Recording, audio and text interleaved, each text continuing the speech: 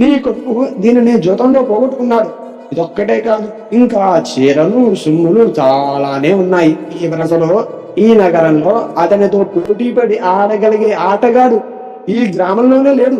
నీతో సమానమైన యజ్ఞం చేయగలిగేవాడు ఎలాగైతే లేడో, ఇలాంటి కొడుకుతో నీ కొడుకుతో ఆడగలిగి గెలిచే మగాడు ఈ ఊరిలో లేడు.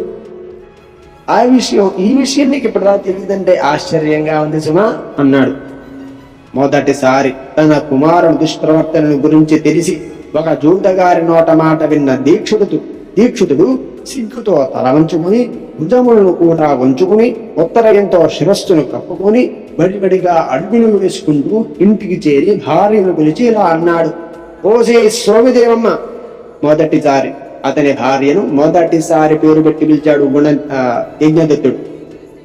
ఓసి సోమిదేవమ్మ, ఇలారా, గుణనిధి అయిన నీ కొడుకు ఎక్కడ? సరే, ఆ భ్రష్టుడితో ఆ దుర్మార్గుడితో నాకేం పని లే. రాజుగారు నాకిచ్చిన రత్నము పొదిగిన ఉంగరాన్ని ఎలా భీంగనం వేళ చిరునవ్వుని చిలుపిస్తూ గిలిగింతలు పెట్టి, ఏది ఇలా బండి ఒకసారి నేను భద్రపరుస్తాను అని తీసుకున్నావు గుర్తుందా? ఏది ఆ ఉంగరం ఇప్పుడు ఎక్కడుంది? వెంటనే తీసుకుందిరా అని అన్నాడు.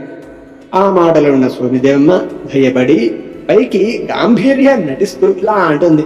నెత్తి మీద సూర్యుడు నిప్పుడు ఒక్కుతున్నాడు. మధ్యాహ్నం 12 గంటలైంది. స్నానానికి ఏర్పాట్లు చేశాను. ముందు స్నానం చేసి అనుష్ఠానం చేసుకొని భోజనం చెయ్యండి. ఆ ఉంగరం ఎక్కడో భద్రపరిచాను, వెతుకుతాను. ఇప్పుడు దానికేం తొందరలే, ఎక్కడో ఉంటుంది అని అనింది.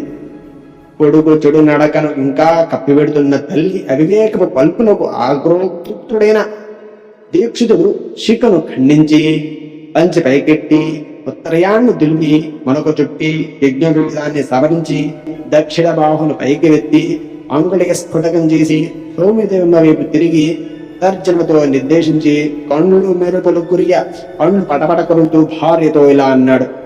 అనగా, కొడుకు చెడు ప్రవర్తనను ఇంకా కప్పిపెడుతున్న ఆ తల్లిని దీక్షుడు కోపోద్యుక్తుడై శిఖను ముడిపెట్టాడు. పంచను పైకి కట్టాడు. ఉత్తరయాన్ని ఒక్కసారి దులిపి నడుముకు కట్టాడు. తన యజ్ఞోపవీతాన్ని ఒక్కసారి సవరించారు.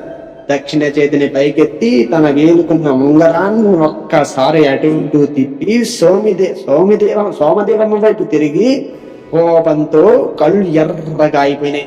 ఆ కళ్ళతో పళ్ళు పటపట కొరుకుతూ భార్యతో ఇలా అంటున్నాడు.